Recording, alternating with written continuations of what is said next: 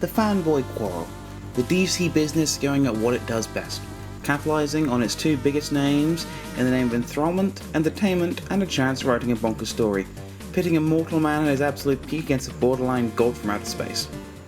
So, Mr. Snyder, how much am I getting paid to say this shite again? Oh, nothing?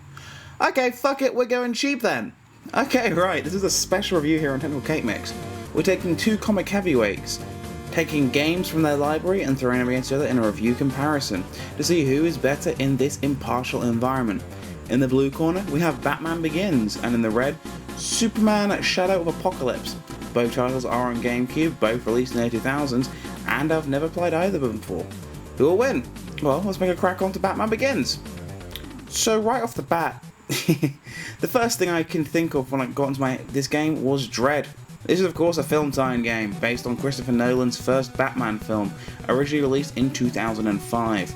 And let's be real for a second, film tie-in games have a habit of being rushed, messy affairs that aim to take a quick sell and abscond before the poor sucker who paid out knows what hit them.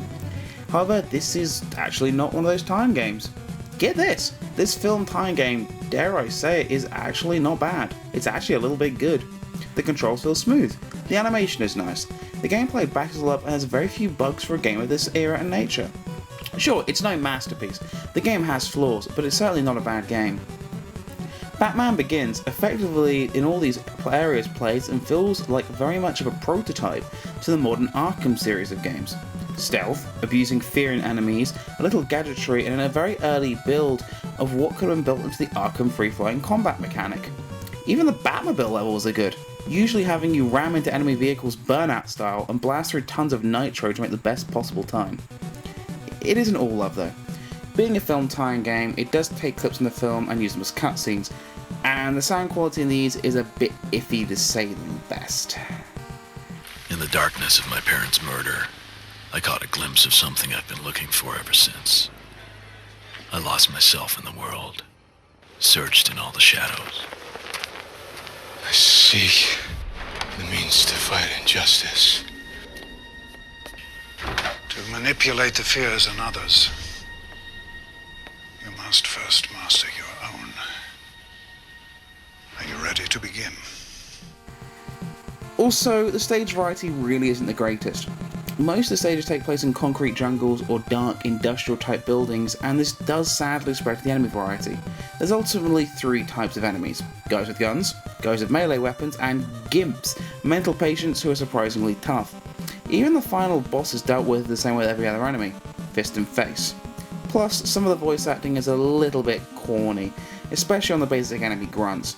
But the biggest flaw, the most crippling factor, is the game's save system. So, like most games, you can save between levels.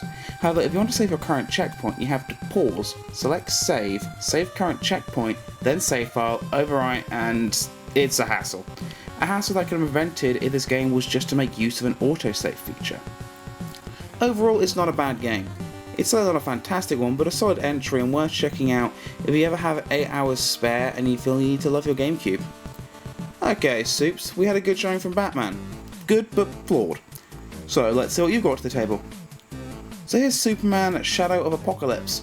Like Begins, it is based on a pre-existing IP, this time the Superman animated series, even using the same vocal talent to breathe life into the characters. The presentation starts off nice, the cutscenes flow well, but oh god, hang on, why does this... Is this technically a follow-up to Superman 64? Shit. Okay, to its credit, it's not as bad as Superman 64. It's oodles better in every way, but it's still god-awful. Movement is awkward and it's difficult to steer. The enemies are more repetitive than Batman, and are taken down by running into like an idiot instead of using tact or trying to outsmart them. All non-combat actions have a ton of delay. The graphics, though cel-shaded, lack detail, and the lovely lighting effects from similar cel-shaded games like Wind Waker to make them pop and dazzle are completely missing. The voice talent, though indeed talented, has poor direction and is beyond cheesy and terrible. There's no real illusion as to what you're supposed to do half the time. It's buggy. Oh, and there's a whole bunch of invisible time limits and many objectives that it poorly communicates with a hidden timer around your radar HUD. But on the plus side, it is better than Superman 64. Seriously, this wasn't even a fair fight when comparing the two. Superman Shadow of Apokolips ends up being boring, repetitive, and brainless. Sure, Begins is no masterpiece, but it attempted to do interesting things. That likely inspired a gaming series that we now all know and love. Shadow Apokolips looks at every terrible beat-em-up game and says, hey, yeah, let's just do that, while forcing a product out of the door. To give you an idea of the difference here, I finished Batman, earning all of the unlocks as well because I was actually enjoying myself. I barely scraped halfway through the train wreck that is Superman, finding myself either bored or frustrated at how tedious it was to play. It's a surprised verdict, really.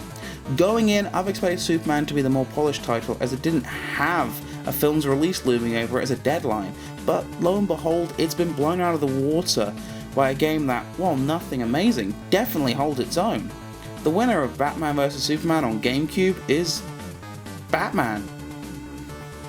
Jesus Christ. Soups, you suck. Take it away, Bruce.